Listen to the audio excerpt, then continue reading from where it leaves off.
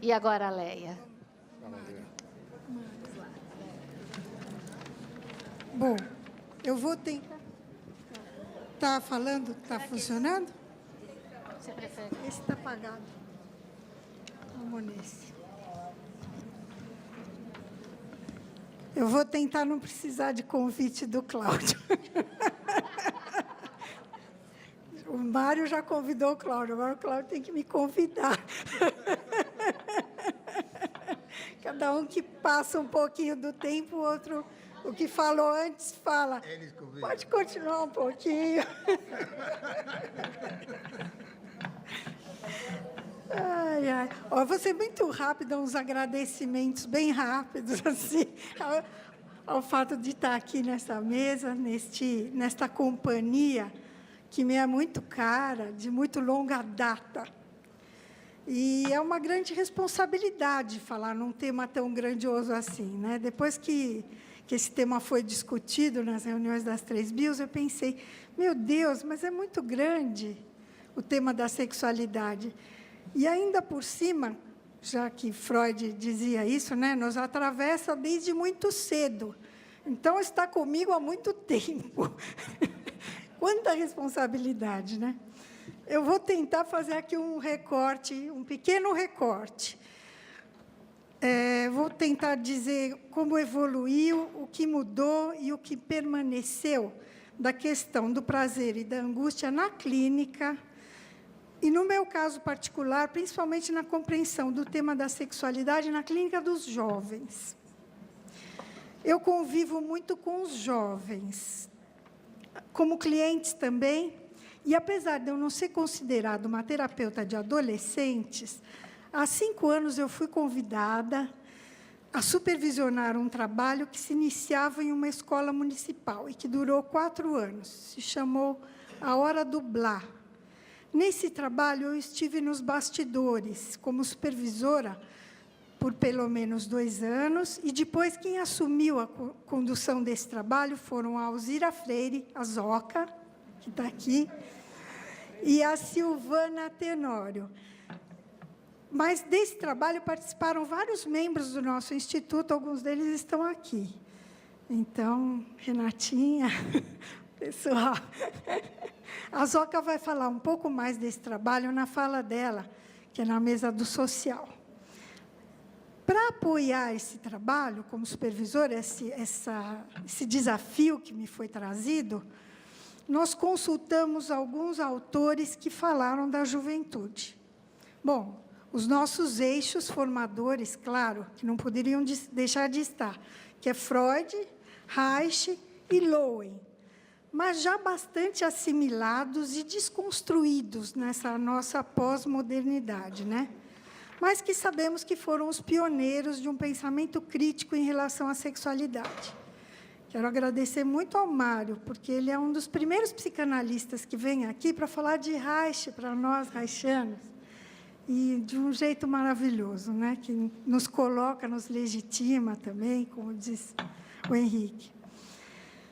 Bom, com isso, eu quero dizer que as nossas práticas nesse trabalho são referenciadas na análise bioenergética, da qual eu sou membro, mas na sua versão pós-paradigmática, que vai ficar mais clara a seguir.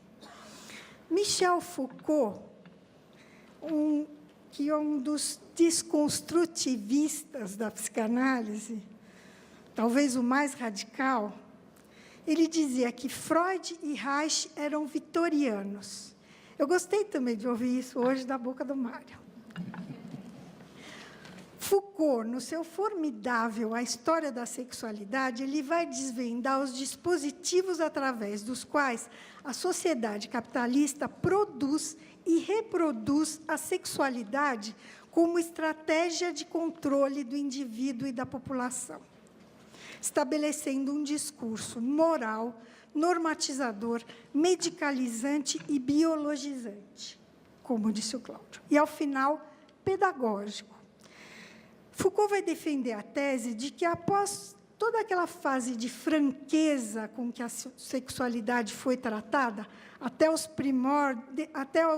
o início do século XVII, Foi ali que se sucedeu um crepúsculo, que acabou aprisionando a sexualidade no seio da família conjugal, como uma forma de controle que vai colocar a sexualidade sob a responsabilidade do Estado, e, mais recentemente, daquilo que o Foucault denominou o biopoder. Ali se instaura a lei da repressão de tudo o que era diferente do sexo para a procriação. Todas as outras formas de sexualidade são renegadas a um mutismo. Sabemos que, com Freud, a psicanálise vai tentar dar voz ao sexo. Porém, diz Foucault, com tanta prudência médica e garantia científica, que o que se ouve do sexo não passa de um murmúrio lucrativo em cima de um divã. Vai ser um pouco transgressora essa fala. Bom, com o nosso William Reich, Foucault tampouco é generoso. Chama o autor de um tímido, que se escondia atrás de arrebatamentos em defesa de um sexo científico. Eu fico imaginando o que ele diria do Lowen. Bom, mas nem Foucault nem ninguém podem negar que foram Freud e, posteriormente, Reich os que primeiro desvendaram a potência criativa e curativa represadas em nome da pureza sexual. A sexualidade era represada e essa sexualidade represada era considerada a principal fonte de angústia pelo Freud. E, portanto, a busca era pela libertação da energia vital, que viria, é claro, através da liberação do orgasmo genital. Responsabilidade dos terapeutas, claro. Haja interpretação e técnicas corporais, então. Tudo isso sem sair dos limites éticos da não atuação, dentro da regra de abstinência. Quanto à onipotência, buscávamos com Lowen liberar o indivíduo de suas amarras, suas angústias e inibições, frutos da impotência frente a um social que reproduzia a castração original. Era a quebra da couraça, que se desfazia em grandes comoções de choro e riso. Não tínhamos medo, e era bom. Isso tudo ocorria em paralelo a grandes avanços tecnológicos, o mundo mudando, e lá estávamos nós também, desenvolvendo e aplicando as técnicas de psicoterapia. Muitos anos eu fui professora de TTP, técnicas psicoterapêuticas. As corporais, então, bem poderosas. Restava saber a serviço de quem ou de que se estava atuando. Mas uma ameaça silenciosa vai se espalhando pela América Latina e, no Brasil, vai assumir a forma de um golpe militar, tutorado pelos Estados Unidos na paranoia da Guerra Fria. Vai se estabelecer uma fase negra para a vida e os movimentos populares. As poucas manifestações que aconteciam, orquestradas por entidades de classes trabalhadoras e movimentos estudantis, eram severamente reprimidas. A violência da repressão eliminava vidas de líderes progressistas de todos os campos, desde operários, líderes de sindicatos, artistas, cientistas, estudantes e professores.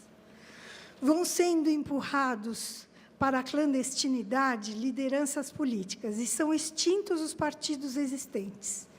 E a luta por liberdades democráticas engloba os embriões de movimentos por todo tipo de liberdade de expressão, de gênero e de criação. Na Europa também começam os movimentos pela queda dos muros das instituições.